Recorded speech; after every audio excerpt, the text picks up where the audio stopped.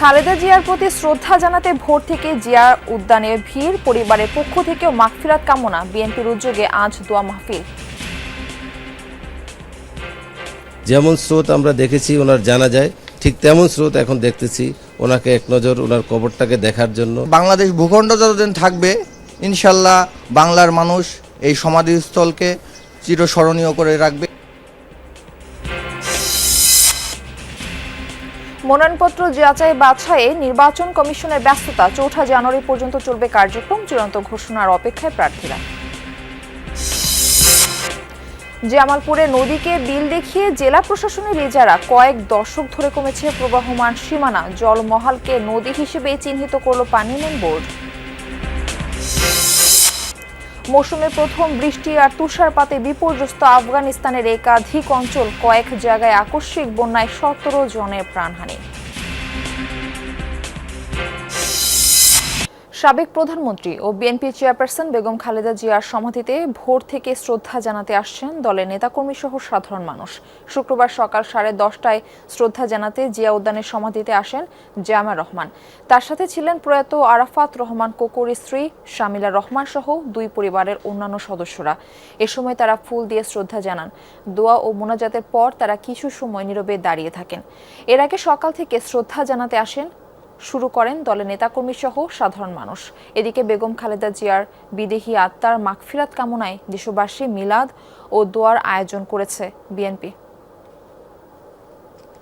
BNP chairperson Begum Khaleda জিয়াকে সমাধিস্থ করার পর থেকে হ্যাঁ, অবশ্যই আপনি জানেন এই আপসীন নেত্রীকে শুধু আমাদের দেশ না, দেশ ছাড়িয়ে সারা বিশ্বে ওনার সুনাম আছে। উনি অন্যায়ের বিরুদ্ধে কোনো দিন আপোষ করেননি। বাংলাদেশ ভূখণ্ড যতদিন থাকবে ইনশাল্লাহ বাংলার মানুষ এই সমাধিস্থলকে চিরস্মরণীয় করে রাখবে এবং এখানে সম্মান জানাতে প্রতিনিয়তই আসবে। তরুণ সমাজের কাছে দেশনেত্রী বেগম খালেদা জিয়া কতটুকু জনপ্রিয়তা ছিল এবং ইনশাল্লাহ আমরা তরুণ সমাজ ওনার যে আপোষহীনতা, সে আপোষহীনতাটাকে শিক্ষা নিয়ে মেসেজ হিসেবে আমরা আমাদের জীবন গড়ব। এই মুহূর্তে রাজধানীর জিয়া উদ্যানে রয়েছেন আমাদের সহকর্মী তানজিম শাফিন। যাচ্ছি তার কাছে। শাফিন, আপনার সাথে সকালেও কথা হচ্ছিল, আপনি সেখানকার সাধারণ মানুষের বক্তব্য আমাদের শোনাচ্ছিলেন, তাদের কথোপকথন। তো এখন সেখানকার কি অবস্থা? যারা শ্রদ্ধা জানাতে আসছেন তারা কি বলছেন? কেমন সমাগম সেখানে হলো? এবং আরেকটা বিষয় আপনি যুক্ত করবেন, আজ বিএনপির পক্ষ থেকে কি কোনো আয়োজন আছে? মারফি, সকাল থেকেই যেটি আপনিও বলছিলেন যে সাধারণ মানুষের এখানে শ্রদ্ধা নিবেদনের তথ্য আপনাদেরকে জানাচ্ছিলাম। সাধারণ মানুষ আবেগ, ভক্তি, ভাবগাম্ভীর্যের সাথে দোয়া মোনাজাত করছেন বেগম খালেদা জিয়ার জন্য। তবে এই মুহূর্তে এই সমাধি কমপ্লেক্সটি কানায় কানায় পরিপূর্ণ দলীয় নেতাকর্মীদের দ্বারা। কিছুক্ষণ আগে বেগম খালেদা জিয়া এবং সাবেক রাষ্ট্রপতি জিয়াউর রহমানের সমাধিতে শ্রদ্ধা নিবেদন করেছেন। বেগম খালেদা জিয়ার ছোট ছেলে আরাফাত রহমানের স্ত্রী শামিলা রহমান এবং বিএনপির বর্তমান ভারপ্রাপ্ত চেয়ারম্যান তারেক রহমানের কন্যা বেগম খালেদা জিয়ার নাতনি জায়মা রহমান সহ বেগম খালেদা জিয়ার দুই ছেলের শ্বশুর বাড়ির যেই স্বজনরা তারা এসেছিলেন এবং তারা বেরিয়ে যাওয়ার পরেই আবারও সাধারণ মানুষের জন্য এটি উন্মুক্ত করে দেওয়া হয়। এবং তার পরপরই আমরা দেখেছি যে বিভিন্ন সংসদীয় আসনে যেসব প্রার্থীরা বিএনপির দলীয় মনোনয়ন পেয়েছেন তারা মিছিল নিয়ে এবং সদল বলে আসলে আসছেন এই সমাধি কমপ্লেক্সে শ্রদ্ধা নিবেদনের জন্য। তো এখন যেটি আপনাদেরকে দেখাতে চাই যে দীর্ঘ সারি মানুষের অপেক্ষায় রয়েছে এই সমাধি কমপ্লেক্সে প্রবেশের জন্য। একেবারে সমাধি কমপ্লেক্স থেকে শুরু করে জিয়া উদ্যানের মূল সড়ক পেরিয়ে লেক রোড পর্যন্ত আমরা দেখছি যে মানুষের ঢল, মানুষের উপস্থিতি। তারা সকলেই মূলত আজকের সাপ্তাহিক ছুটির দিনে এসেছেন বেগম খালেদা জিয়ার সমাধিতে শ্রদ্ধা নিবেদনের জন্য।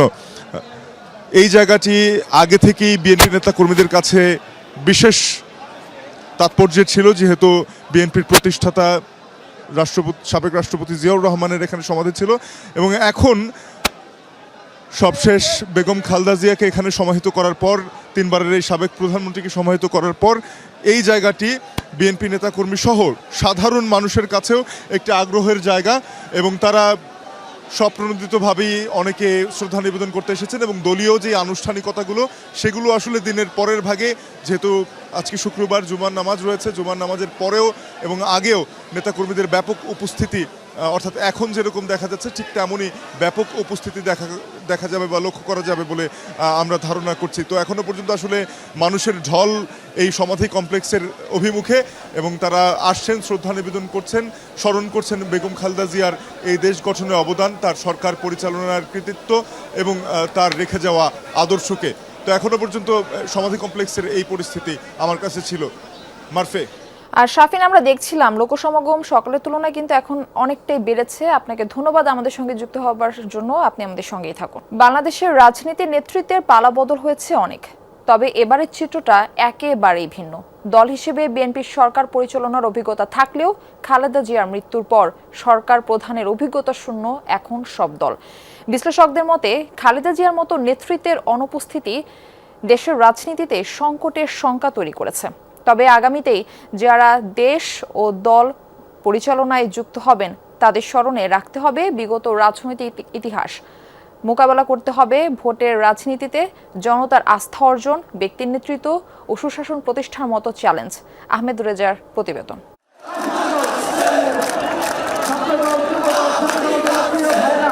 অভ্যুত্থান পরবর্তী বাস্তবতায় বাংলাদেশের রাজনীতির সবচেয়ে বড় দল এখন বিএনপি। দলের প্রতিষ্ঠাতা জিয়াউর রহমানের মৃত্যুর পর যে দলের হাল ধরেছিলেন বেগম খালেদা জিয়া, বিরোধী দলে আর সরকারে নেতৃত্ব দেন 4 দশকের বেশি সময়। তার প্রস্থানের পর এই প্রথম সরকার প্রধানের অভিজ্ঞতা শূন্য বিএনপির নেতৃত্ব। 2018 সালে খালেদা জিয়া কারাবন্দী হওয়ার পর থেকে দলের ভারপ্রাপ্ত চেয়ারম্যান তারেক রহমান বিএনপির পূর্ণ নেতৃত্বে। যদিও ছায়া হয়েছিলেন মা খালেদা জিয়া, মায়ের পাশে থেকে রাজনীতির সুসময় ও দুঃসময়ও দেখেছেন তিনি। নেতাকর্মীদের বিশ্বাস, খালেদা জিয়ার আদর্শ নিয়েই দলের হাল ধরবেন বর্তমান ভারপ্রাপ্ত চেয়ারম্যান তারেক রহমান। তবে দীর্ঘ সময় দেশের বাইরে থাকা, অভ্যন্তরীণ সামাজিক ও রাজনৈতিক বাস্তবতায় এই কাজটি যে সহজ হবে না তাও মনে করেন অনেকে। এই শূন্যতা আমরা দেশনায়ক তারেক রহমানের মধ্যে আমরা পাবো। শান্তিপূর্ণ দেশ, গণতান্ত্রিক প্রতিষ্ঠা করবে, আইনের শাসন প্রতিষ্ঠা করবে। রাজনৈতিক বিশ্লেষকরা অবশ্য মনে করেন এই মুহূর্তে তারেক রহমানের ভূমিকা সবচেয়ে গুরুত্বপূর্ণ। খালেদা জিয়ার অবর্তমানে জিয়া পরিবারের উত্তরাধিকারের প্রতি প্রত্যাশার পারদও বেশি, যা তার রাজনৈতিক কর্মকাণ্ডে বাড়তি চাপই তৈরি করবে। অভিজ্ঞতার সাথে তার যে প্ল্যান, সেটার একটা মিশ্রণ যদি উনি যথাযথভাবে ঘটাতে পারেন, তাহলে উনি হচ্ছে গিয়ে এই যেটা বললাম যে প্রত্যাশার চাপটা এবং যে চ্যালেঞ্জটা, সেটাকে উনি সত্যিকার অর্থে ওভারকাম করে অপরচুনিটিটাকে উনি সামনের দিকে এগিয়ে নিয়ে যেতে পারবেন। তার মধ্যে পরিপক্কতা এবং অভিজ্ঞতা দুটো জিনিসেরই সমন্বয় আছে, সবাই দাবি করছে তাই। তার মা যতদিন জীবিত ছিলেন, মায়ের কাছ থেকে তো তিনি কিছু শিক্ষা নিয়েছেন অবশ্যই, তো সেটা তিনি প্রয়োগ করবেন আমার ধারণা, এবং তিনিও এটার সাথে আবার নতুন কিছু যুক্ত করবেন। 2007-এর পর থেকে রাজনীতির আলোচনায় স্পর্শকাতর বিষয় ছিল -2 ফর্মুলা। ঘটনা প্রবাহে এটাই এখন বাংলাদেশের বাস্তবতা। রাজনীতির এমন মেরুকরণে এর আগে কখনো পড়েনি বাংলাদেশ। ফলে বর্তমান রাজনীতি হবে শূন্যস্থান পূরণের। ব্যক্তির দক্ষতা, প্রজ্ঞা, মেধা ও জনগণের আস্থার উপরেই নির্ভর করবে বাংলাদেশের আগামীর রাজনীতি ও সরকারের নেতৃত্ব, বলছেন বিশ্লেষকরা। নতুন যারা আসবেন নেতৃত্বে, তারা যে শূন্যস্থানটা তৈরি হচ্ছেন সেটার গুরুত্বটা তারা ঠিকঠাক মতো বুঝছেন কিনা, দেশের পলিটিক্সের যে পরিবর্তনটা হচ্ছে সেটা তারা ঠিকঠাক মতো বুঝতে পারছেন কিনা, এবং সেই অনুযায়ী তারা কাজ করতে পারছেন কিনা। তাদের যে জায়গাটা ছিল যে দে কুড ইউনাইট, সবাইকে এক জায়গায় রাখতে পারতেন আর কি, ইউনিটিটা ধরে রাখতে পারতেন, এই জায়গাটা খুব এখন মিস করবো আমরা। তবে সব ছাপিয়ে ভোটের রাজনীতিতে বেগম খালেদা জিয়ার দীর্ঘ রাজনৈতিক পথ চলার প্রভাব পড়বে বলে মনে করেন বিশ্লেষকরা। তারা বলছেন, কতটা বিচক্ষণতার সঙ্গে তার পূর্বসূরীদের অনুসরণ করতে পারে তার উপর নির্ভর করছে তারেক রহমানের রাজনৈতিক ভবিষ্যৎ। ভোটের রাজনীতি, নেতৃত্বের চ্যালেঞ্জ আর সুশাসন ব্যবস্থাপনা, আগামীতে যেই দলের কিংবা দেশের নেতৃত্বে আসুক না কেন তাকেই সামলাতে হবে এমন জটিল সমীকরণ। তবে বিশ্লেষক এবং সাধারণ মানুষের মতামত, ইতিবাচকভাবে সবাইকে একতাবদ্ধ করে কাজ করতে হবে দেশের জন্য দক্ষ নেতৃত্বের মাধ্যমে। আহমেদ রেজা, যমুনা নিউজ, ঢাকা। ত্রয়োদশ জাতীয় সংসদ নির্বাচনে 51টি রাজনৈতিক দল ও স্বতন্ত্র প্রার্থীদের মোট 2569টি মনোনয়নপত্র জমা পড়েছে। এগুলো বাছাই কার্যক্রম গত 30 ডিসেম্বর থেকে শুরু হয়েছে। চলবে 4 জানুয়ারি পর্যন্ত। দর্শক, এই বিষয়ে আমরা আরো বিস্তারিত জানবো আমাদের ঢাকা এবং ঢাকার বাইরে নিযুক্ত বিভিন্ন সহকর্মীদের কাছ থেকে। আমরা শুরুতেই যাব ঢাকার বিভাগীয় কার্যালয়ে, সেখানে রয়েছেন আমাদের সহকর্মী তানভীর মৌসুম। যাচ্ছি তার কাছে। মৌসুম, ত্রয়োদশ জাতীয় সংসদ নির্বাচনের মনোনয়নপত্র যাচাই বাছাই কার্যক্রম শুরু হয়েছে এবং সেটি আগামী আরো 2 দিন চলবে। তো এই বাছাই কার্যক্রম সম্পর্কে আমাদের একটু বিস্তারিত জানাবেন। আসলে এই যাচাই বাছাই কার্যক্রম এটি আসলে আগামী 2 দিনই আসলে পুরোদমে চলবে। আজকে যেহেতু শুক্রবার ছাড়াও আজকে আমরা এখানে শুরুতেই এসেছিলাম কার্যঘণ্টার শুরুতে, তখনই আমরা বিভাগীয় কমিশনারের কার্যালয়ের যে ভিতরে আমরা যাই এবং তাদের সাথে আমরা জানার চেষ্টা করি যে আসলে আজকে এই শুক্রবারে এই মনোনয়নপত্র যাচাই বাছাইয়ের কি কার্যক্রম আছে এবং তা কোন পর্যায়ে রয়েছে। সেক্ষেত্রে যেটি বলা হয়েছে যে আজকে আসলে পুরোদমে এই মনোনয়নপত্র যাচাই বাছাইয়ের কাজটি চলছে না এবং আজকে সেখানে আমরা গিয়েছিলাম এবং আমরা সেখানে দেখেছি যে সহকারী রিটার্নিং অফিসারদের একটি সভা, সেই সভাটি আজকে অনুষ্ঠিত হবে এবং তাদের তরফ থেকে যেটি জানানো হয়েছে যে আগামীকালকে সকাল 9টা থেকে আবার তারা আনুষ্ঠানিকভাবে গণমাধ্যমের জন্য উন্মুক্ত রাখবেন এবং তখন হচ্ছে মনোনয়নপত্র যাচাই বাছাইয়ের বিষয়ে তারা গণমাধ্যমের কাছে ব্রিফিং করবেন, আনুষ্ঠানিক বিবৃতি দিবেন এবং সেখানে তারা আপডেটগুলো জানাবেন, সিদ্ধান্ত জানাবেন এই মনোনয়নপত্র যাচাই বাছাইয়ের বিষয়ে, কোন মনোনয়নপত্রগুলো থাকছে, কার্ডটা থাকছে না, এই বিষয়গুলো। কালকে 9টার সময় থেকে এটি আবার শুরু হবে এবং যেহেতু 4 জানুয়ারি সেটি হচ্ছে শেষ সময় এই মনোনয়নপত্র যাচাই বাছাইয়ের জন্য, সেই শেষ সময়ের মধ্যে আমরা সর্বশেষ চূড়ান্ত যে সিদ্ধান্ত এবং চূড়ান্ত যে ফলাফল, চূড়ান্ত যে সিদ্ধান্তটি এই রিটার্নিং অফিসাররা দেবেন সে সম্পর্কে আমরা জানতে পারবো। মারফি, ধন্যবাদ তানভীর আমাদের সঙ্গে যুক্ত হবার জন্য। দর্শক, আমরা দেখতে পাচ্ছি আমাদের খুলনার সহকর্মী শেখ আল এহসানকে, তার কাছে আমরা এখন যাব। এহসান, কতজন প্রার্থীর মনোনয়ন বৈধ ঘোষণা করা হলো, বাতিল করা হলো কতজনের? মারফি, খুলনায় আজ 5 এবং 6 আসনের মনোনয়নপত্র যাচাই বাছাই কাজ চলছে। বেশ উৎসাহ উদ্দীপনার মধ্য দিয়ে জেলা প্রশাসকের কার্যালয়ে এই কার্যক্রম চলছে। তো আজকে প্রথম যে 5 আসনের মনোনয়নপত্র যাচাই বাছাই হয়েছে, সেখানে একজন প্রার্থীর জাতীয় পার্টির প্রার্থী, একমাত্র খুলনার একমাত্র নারী প্রার্থী ছিলেন, তার মনোনয়নপত্রটা বাতিল করা হয়েছে এবং ইসলামী আন্দোলনের যে প্রার্থী আছেন তার প্রার্থিতা অন্তত 1 ঘন্টার জন্য স্থগিত রাখা হয়েছে। এখানে কারণ যেটা দেখানো হচ্ছে, জাতীয় পার্টির প্রার্থী তার শিক্ষাগত যোগ্যতা সনদ জমা দেননি এবং ইসলামী আন্দোলনের প্রার্থী যিনি আছেন তিনি তার টিআইএনের কাগজ জমা দেননি। সব মিলিয়ে গতকাল আমাদের খুলনা 1 আসনের এবং এর আগের দিন অর্থাৎ 31শে ডিসেম্বর খুলনা 3 আসনের মনোনয়নপত্র যাচাই বাছাই হয়েছে।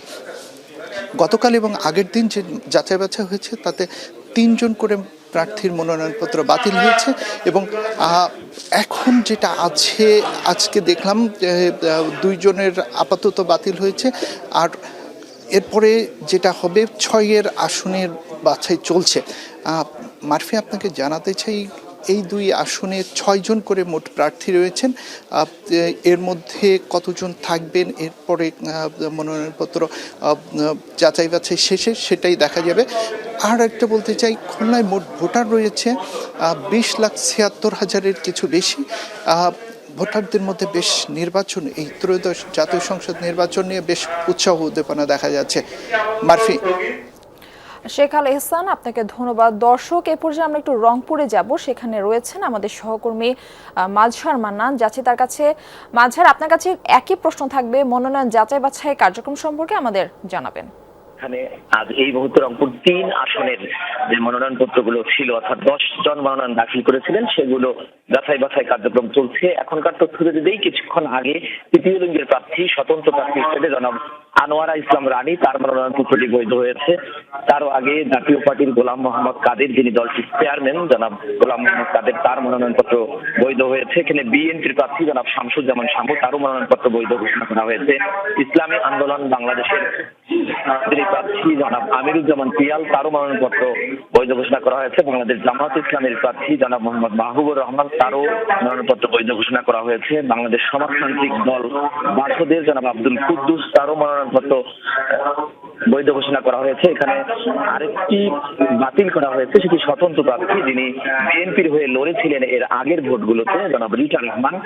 তার অসঙ্গতি থাকার কারণে যে 10 জন যে ভোটারের যে অসঙ্গতি থাকে সে কারণে তাকে বাতিল ঘোষণা করা হয়েছে এবং বাসদ মাসবাদী আনোয়ারুল ইসলাম বাবলু তাকে পেন্ডিং রাখা হয়েছে হোল্ডিং ট্যাক্সের কারণে, এবং অন্যান্য এখন যে বাংলাদেশ খেলাফত মজলিসের নূর আলম দুটি আসনে মনোনয়নপত্র যাচাই বাছাই হয়েছে। এর মধ্যে 13 জনের বৈধ হয়েছে এবং জাতীয় পার্টির মসজুম আলী দ্বৈত নাগরিকত্বের কারণে রংপুরে 1 আসনে তার মনোনয়ন থেকে বাতিল করা হয়েছে। এবং এখানে জেলা প্রশাসনের পক্ষ থেকে রিটার্নিং কর্মকর্তার পক্ষ থেকে যেটি বলা হচ্ছে যে আচরণবিধি মেনে চলার ব্যাপারে প্রার্থীদেরকে কথা বলা হচ্ছে এবং তারা সবাই সেটি মানছেন বলেও আমরা যেটা ধারণা করছি। গাইবান্ধার গোবিন্দগঞ্জে দ্রুত গতির একটি ট্রাকের ধাক্কায় মোটরসাইকেলের 2 আরোহী নিহত হয়েছে। গতরাতে রংপুর ঢাকা মহাসড়কের ফাঁসিতলা এলাকায় হয় এই দুর্ঘটনা।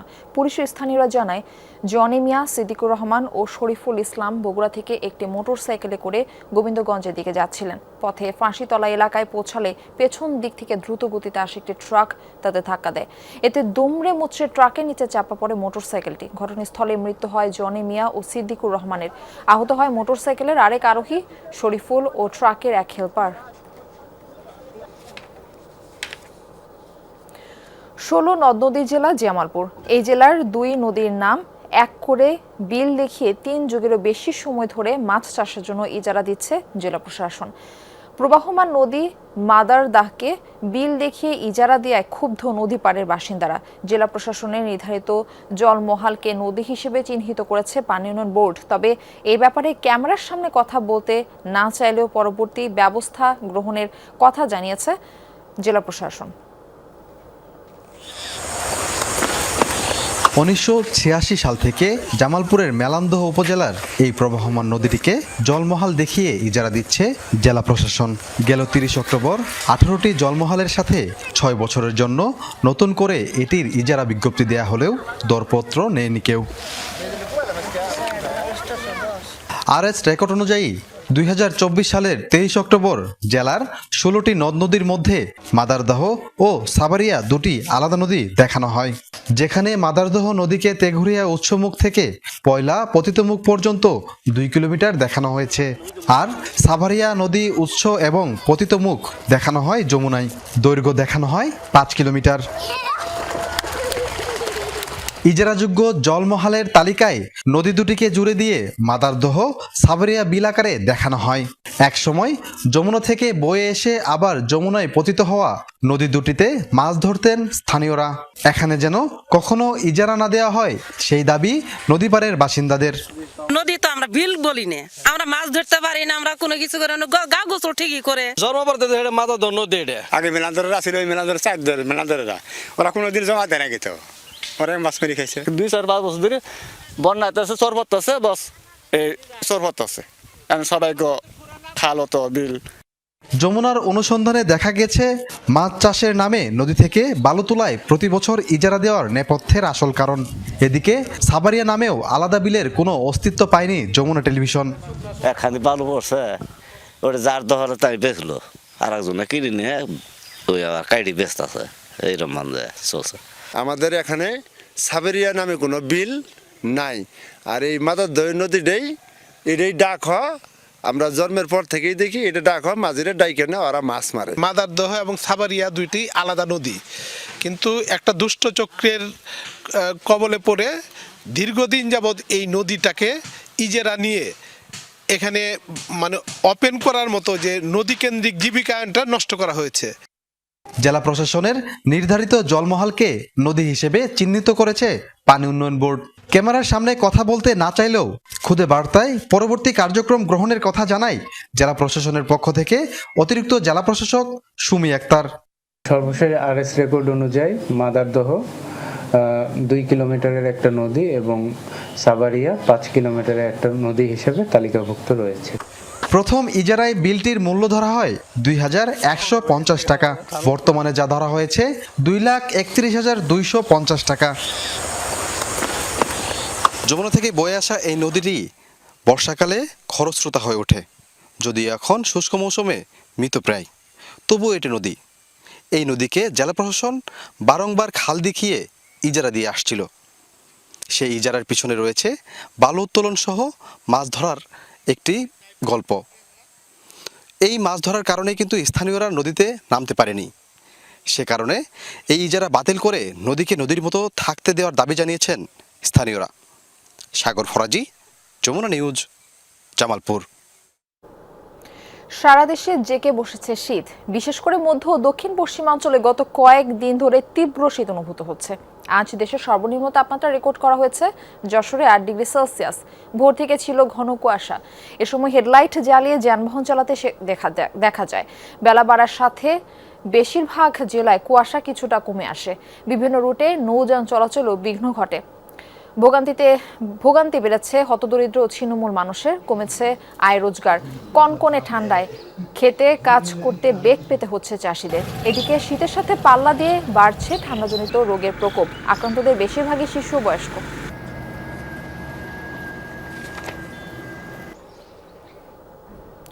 ঘন কুয়াশার কারণে পাটুরিয়া দৌলতদিয়া নৌ রুটে প্রায় 7 ঘন্টা বন্ধ ছিল ফেরি চলাচল। সকাল 10টার দিকে কুয়াশা কমতে শুরু করলে চালু হয় ফেরি চলাচল। বিআইডব্লিউটিসি জানায় মধুরা থেকে নৌপথে কুয়াশা পড়তে থাকে। রাত 3টার দিকে এর তীব্রতা বেড়ে গেলে ফেরি চলাচল সম্পূর্ণ বন্ধ রাখা হয়। এ সময় কেরামত আলী ও বীরশ্রেষ্ঠ জাহাঙ্গীর নামে দুটি ফেরি মাঝ নদীতে আটকা পড়ে। ফেরি চলাচল বন্ধ থাকায় নদীর দুই পাড়ে আটকা পড়ে শতাধিক যানবাহন।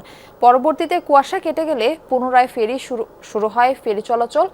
এদিকে ঘন কুয়াশার কারণে প্রায় 12 ঘন্টা বন্ধ থাকার পর চাঁদপুর শরীয়তপুর নৌ রুটে স্বাভাবিক হয়েছে ফেরি চলাচল।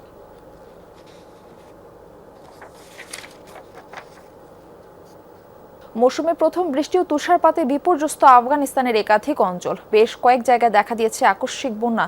সোমবার থেকে শুরু হওয়া দুর্যোগে এখনো পর্যন্ত 17 জনের প্রাণহানি হয়েছে। আফগানিস্তানের দুর্যোগ ব্যবস্থাপনা কর্তৃপক্ষ নিশ্চিত করেছে এই তথ্য।